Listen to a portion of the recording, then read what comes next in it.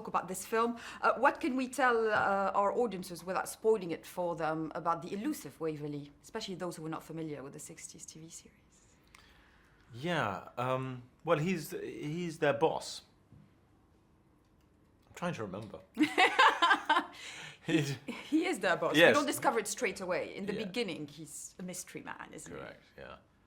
Yes, I play this character who's a sort of, we don't really know who he is for a bit. And it emerges that he's a very senior spy for MI5, for the British. And he becomes the boss of Ilya Kuryakin and Napoleon Sola in their new formation as the U.N.C.L.E. team. The U.N.C.L.E. team. And to those who were familiar with the 60s TV series, how is it differing? How is it similar? How is it an inspiration? Well, I did watch the 60s series because I'm so old. And it's completely unlike that, apart from the central premise, which always was, a good one, which is that a Russian spy and an American spy have to team up to do work together. And they have a British spy boss. So that's the same. But the treatment couldn't really be more different because that was very old-fashioned television, and this is incredibly kind of snazzy and hip and cinema with a lot of pyrotechnics. Yeah, absolutely. Of the Guy Ritchie kind.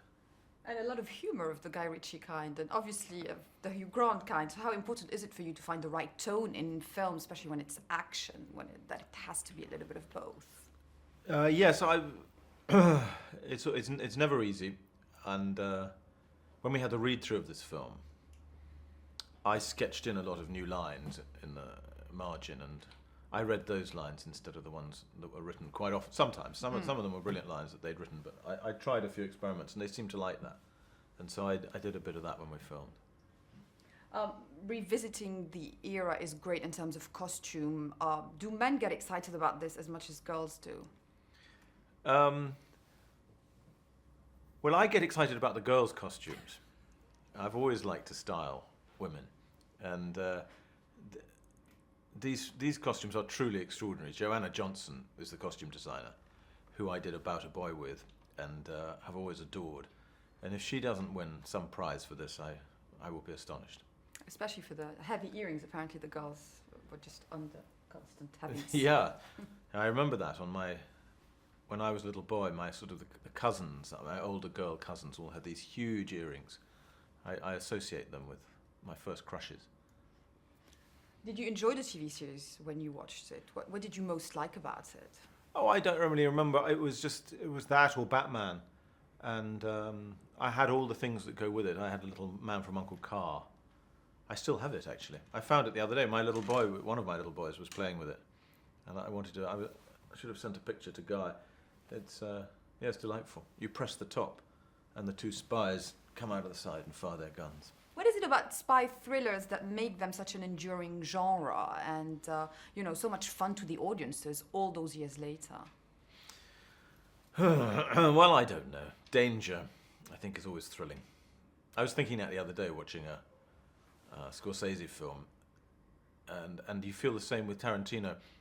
The threat of some terrible piece of violence happening at any moment gives an incredible lift to any film and makes it, you just can't stop watching. And so I think that's always been the thing. And I think it's sad now that we don't really have a good, solid Iron Curtain with Eastern Europeans to fear. But it's coming back a little. What is it about Guy Ritchie that makes him so unique as a filmmaker and as a vision as well? Well, I think it's that he's very cinematic. You could argue that the British tradition of filmmaking has always been a bit closer to theatre or to television, whereas the European one has always been on a bigger scale, is more visual.